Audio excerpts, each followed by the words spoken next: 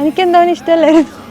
അതായിരുന്നു ഇയാളിങ്ങനെ ആരുടെ മിണ്ടത്തില്ല. ഇപ്പോൾ ക്ലാസ്സിലുള്ള ബാക്കി ബോയ്സ് എന്ന് വെച്ചാൽ അങ്ങനെയല്ല, എല്ലാവരുടെ അടുത്തും ഭയങ്കരമായിട്ട് മിങ്കിൾ ചെയ്ത് ഗേൾസിൻ്റെ അടുത്തൊക്കെ ആണെങ്കിലും ഭയങ്കരമായിട്ട് നടക്കുന്നത്. ഇവൻ ഭയങ്കര ജാടയടിച്ച് ബാക്കിലെ സീറ്റിൽ ഇങ്ങനെ ഇരിക്കും, ക്ലാസ്സിൽ വരും. എന്നുവെച്ചാൽ പഠിപ്പിച്ചിട്ടൊന്നും അല്ല കേട്ടോ, അങ്ങനെയൊന്നും വിചാരിക്കരുത്. ആദ്യത്തെ 1-2 വർഷം അങ്ങോട്ടും ഇങ്ങോട്ടും മിണ്ടത്തേ ഇല്ലായിരുന്നു. അതിനുശേഷം പിന്നെ ഒരു ദിവസം കമ്പ്യൂട്ടർ ലാബിലിരിക്കുമ്പോൾ ഇതുപോലെ സംസാരിച്ച് കഴിഞ്ഞപ്പം അന്ന് പ്രപ്പോസ് ചെയ്തു. ഇങ്ങനെ ഇരിക്കുമ്പോൾ കണ്ടു, ജസ്റ്റ് ഒരു തമാശ രീതിയിൽ പറഞ്ഞതായിരുന്നു. പിന്നെ അതങ്ങോട്ട് സീരിയസ് ആയി. ആളെ വീട്ടിൽ പറയാം, എന്നിട്ട് അവിടെ ഓക്കെ ആവുകയാണെങ്കിൽ ഞാൻ ഇവിടെ പ്രൊസീഡ് ചെയ്യാന്നുള്ള രീതിക്കായിരുന്നു. സോ അവിടെ പറഞ്ഞപ്പം അൺഎക്സ്പെക്റ്റഡ് ആയിട്ട് അവർ സമ്മതിച്ചു.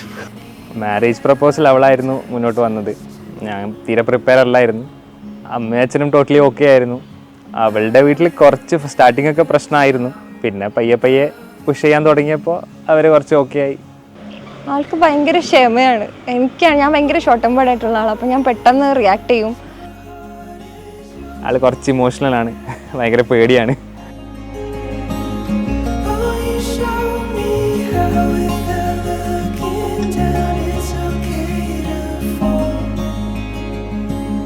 ആള് ഭയങ്കര പാവമാണ്. അതൊരു ഇഷ്ടമില്ലാത്ത ക്യാരക്ടറാണ്. കാരണം ആർക്കും പെട്ടെന്ന് പറ്റിക്കാൻ പറ്റും. ഇതല്ല അതാന്ന് പറഞ്ഞവനാണോ എന്ന് ചോദിക്കും. അങ്ങനത്തെ ഒരാളാണ്. ഭയങ്കര പാവമാണ്. കോളേജ് ഡേയ്സ് തന്നെയായിരുന്നു ഏറ്റവും ബെസ്റ്റ്. രാവിലെ കാണാനുള്ളൊരിത്, കോളേജിലേക്ക് പോവുക, പിന്നെ അവിടെ ടൈം സ്പെൻഡ് ചെയ്യുക.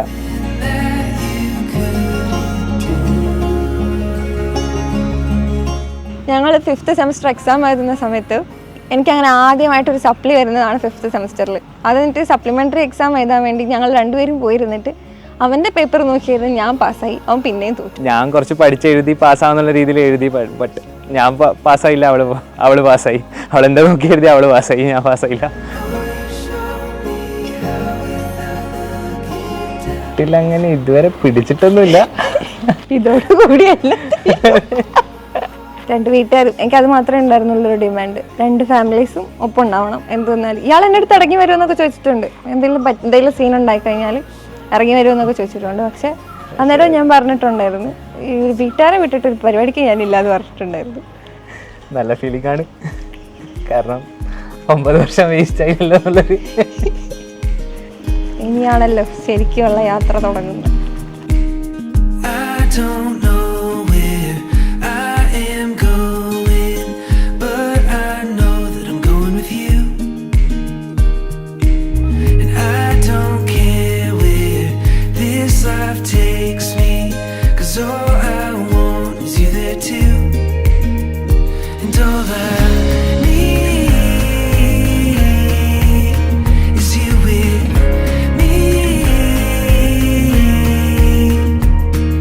As long